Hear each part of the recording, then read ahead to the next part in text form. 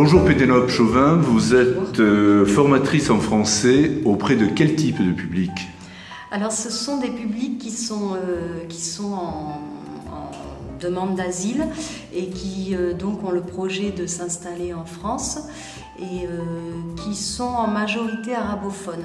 Donc c'est des publics qui sont en situation d'immersion, qui ont donc des besoins très spécifiques liés à leur situation de vie quotidienne.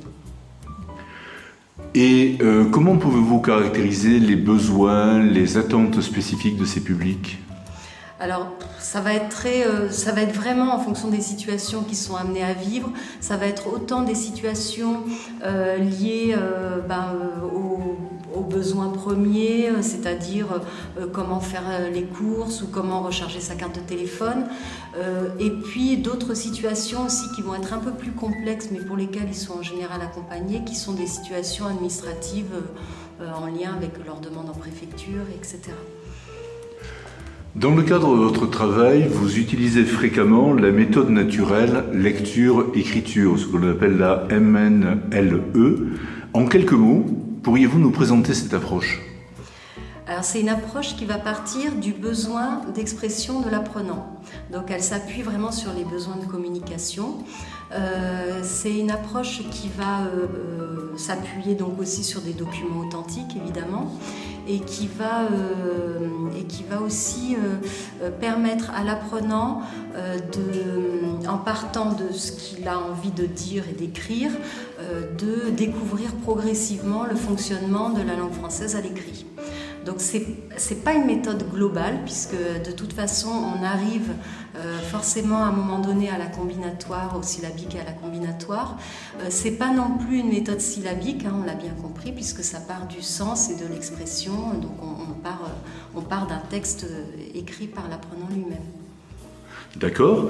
Et utiliser cette méthode, donc cette méthode naturelle lecture-écriture, signifie de passer par des phases successives au fur et à mesure que l'apprenant s'approprie les processus de lecture-écriture.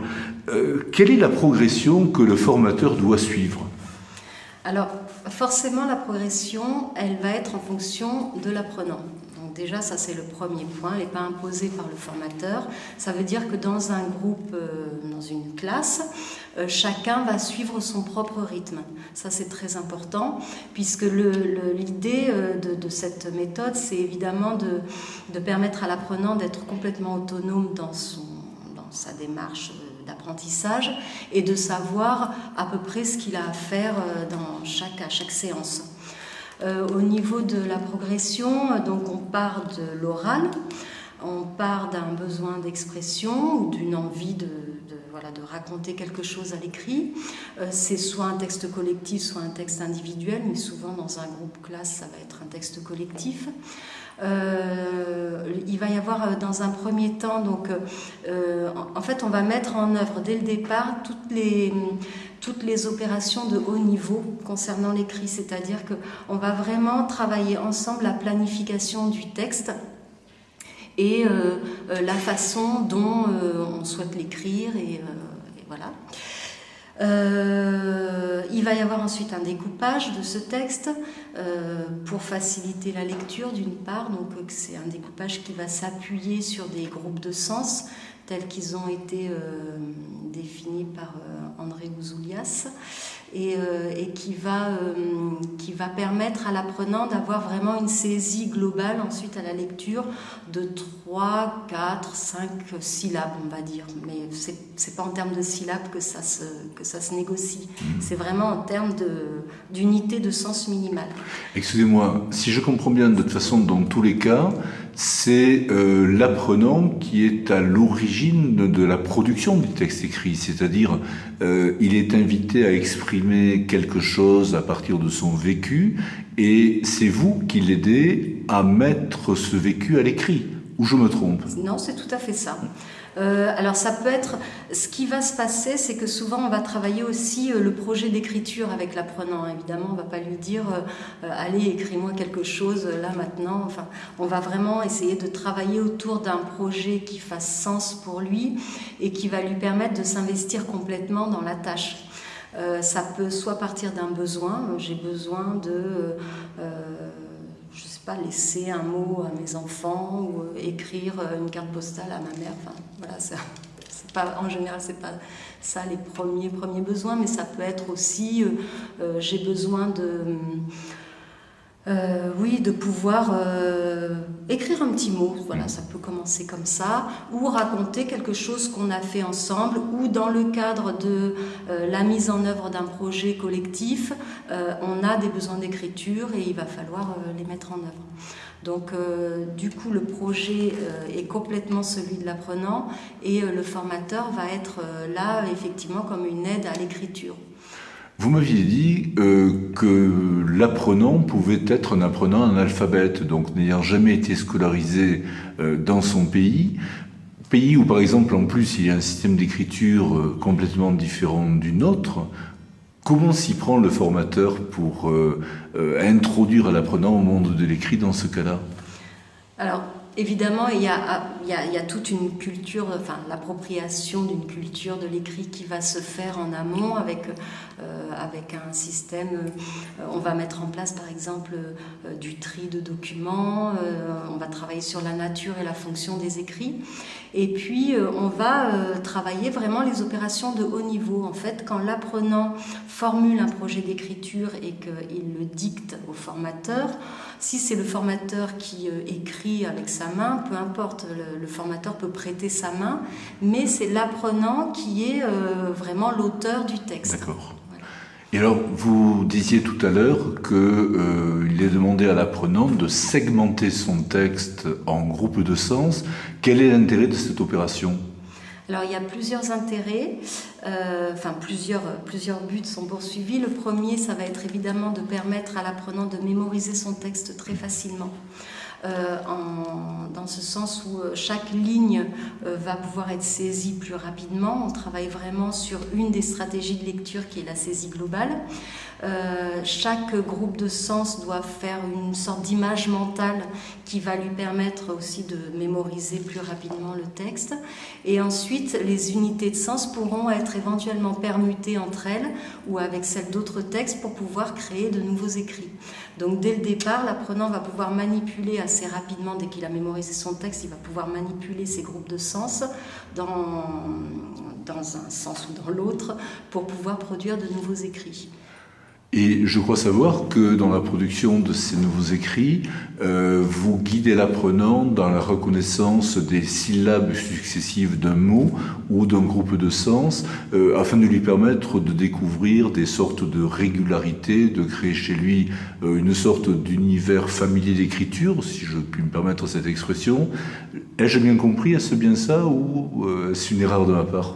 Alors, en fait, les questions, elles vont se poser naturellement. C'est-à-dire que l'apprenant, ensuite, une fois qu'il a travaillé sur son texte produit le premier texte qu'il a produit, ce texte va lui servir de référence et il va s'entraîner sur ce texte. À partir de là, il va découvrir de nouveaux textes que le formateur va lui proposer, ce qui va lui permettre de travailler aussi toutes les opérations liées à la lecture, c'est-à-dire formuler des hypothèses, vérifier, anticiper, etc.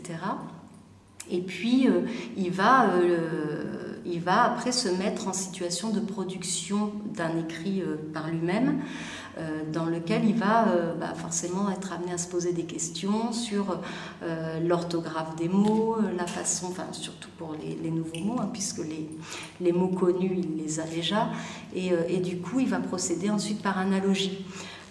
C'est-à-dire que s'il a un mot qu'il découvre, il va s'apercevoir que dans ce mot, il y a des morceaux de mots qu'il connaît déjà, peut-être même il va arriver jusqu'à la syllabe, progressivement il va arriver jusqu'à la syllabe, mais au départ ça peut être des morceaux de mots, et du coup il va pouvoir dresser des listes d'analogies qui vont lui permettre petit à petit de faire travailler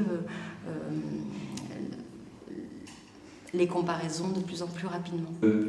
Vous vous intéressez dans le cadre de votre pratique professionnelle à la méthode verbotonale d'intégration phonétique. En quoi la MEVT peut-elle vous aider dans votre travail ? Alors, ce qui m'a paru intéressant avec la MVT, c'est qu'effectivement, quand on travaille la mémorisation d'un texte, on va le faire répéter de nombreuses fois. C'est-à-dire que il va y avoir une série d'entraînements qui vont amener l'apprenant à faire coïncider dès le départ ce qu'il va dire et ce qu'il va montrer. Donc c'est comme ça qu'il va identifier les groupes de sens, prendre des repères dans le texte, etc. Donc dans cet entraînement qui lie l'oral et l'écrit, déjà c'est vrai que ce qui peut être intéressant, c'est de travailler déjà sur ce qu'on appelle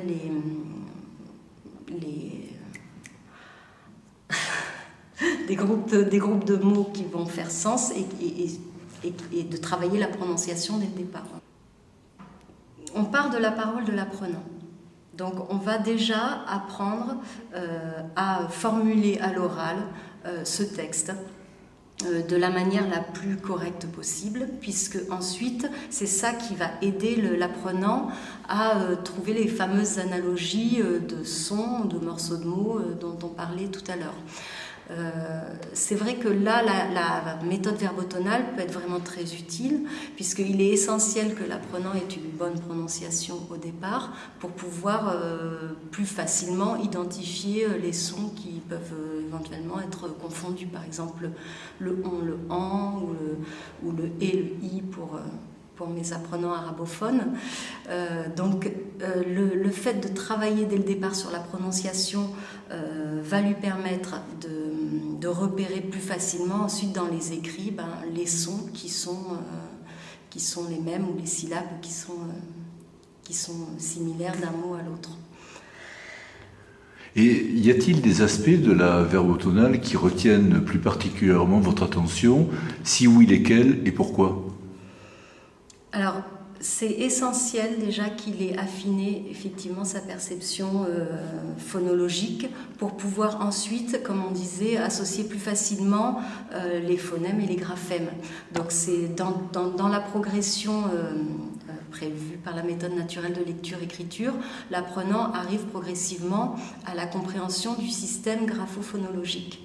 Donc évidemment, le travail sur la phonétique est essentiel pour qu'il puisse arriver plus facilement à cette compréhension. Ensuite, ce qui me paraît intéressant dans la méthode verbotonale, c'est qu'on a toute la dimension affective qui est portée par les énoncés à l'oral et qu'on va retrouver aussi dans les textes écrits. Cette dimension affective, pour l'apprentissage de l'écrit, elle est aussi essentielle, puisque on sait bien maintenant que la mémoire fonctionne avec une dimension affective, que ça facilite la mémorisation, notamment au niveau de l'orthographe, et que du coup, on peut faire correspondre le travail sur le rythme, l'intonation, et le travail sur l'énoncé du texte qui est écrit. Et dans votre progression en lecture-écriture, y a-t-il des moments où l'utilisation de la MVT pourrait constituer une aide concrète? En fait, ce qui me paraît aussi important, c'est que ça va permettre une plus grande fluidité à l'oral des apprenants. Donc ça va leur permettre de prendre leur place aussi pleinement dans le groupe. Quand on négocie un texte collectif, qu'on propose des phrases, il faut prendre la parole au sein du groupe. C'est vrai que si l'apprenant a pris confiance en lui au niveau de l'oral, il va pouvoir le faire plus facilement. Et c'est là où les deux méthodes se rejoignent, c'est-à-dire qu'on épouse en fait en quelque sorte la même philosophie qui est celle d'aider l'apprenant à prendre sa place et dans le monde de l'oral, de cette langue étrangère dans laquelle il arrive, et dans le monde de l'écrit, qui n'est pas forcément le sien au départ. Donc du coup, il y a une sorte aussi de philosophie humaniste qui sous-tend les deux méthodes, et qui me paraît essentielle aussi, puisque c'est ça qui va guider la posture du formateur, évidemment, et toute la démarche. Ce qui me paraît également extrêmement intéressant dans le cadre de la méthode naturelle, c'est cette notion de segmentation du texte en unités de sens minimales, Personnellement, je fais le lien avec la notion de mot phonétique qui a été développée par François Violande dans de nombreux travaux. Le mot phonétique étant une unité minimale de perception et de production à l'oral. Il me semble qu'il y a une convergence entre mots phonétiques à l'oral et groupes de sens tels que vous l'établissez à l'écrit. Pensez-vous qu'il soit utile de faire prendre conscience à l'apprenant que certains groupements sonores à l'oral, sur lesquels on peut effectivement travailler, affiner la sensibilité auditive, ont une correspondance pratiquement directe à l'écrit? Oui, tout à fait. D'autant plus que ces unités minimales de sens, on va pouvoir ensuite les manipuler avec d'autres groupes de sens et produire de nouveaux textes. Donc c'est vrai que si on a une sorte de groupe phonétique, c'est ça? Oui, bon, Violin appelle ça un mot phonétique tel qu'il le définit, mais oui, c'est un groupement phonétique, bien sûr. Si on a une sorte de groupement de mots qui fait sens, qui peut être ensuite ajouté à d'autres groupes de sens, évidemment, il y a une correspondance entre les deux. Oui, ce que je trouve important à dire aussi, c'est que dans la méthode verbotonale, on va travailler sur la mémoire procédurale. On va développer une habileté langagière. Et c'est exactement ce qu'on fait avec la MNLE. On développe aussi une habileté langagière, mais à l'écrit. Donc du coup, en manipulant des groupes de sens ou des mots phonétiques, on va faire exactement la même chose. On va apprendre à substituer l'une par l'autre, à les manipuler dans tous les sens, à créer du sens nouveau à partir de ce qu'on connaît déjà. Et on va ainsi pouvoir produire et de l'oral et de l'écrit, toujours en étroite convergence.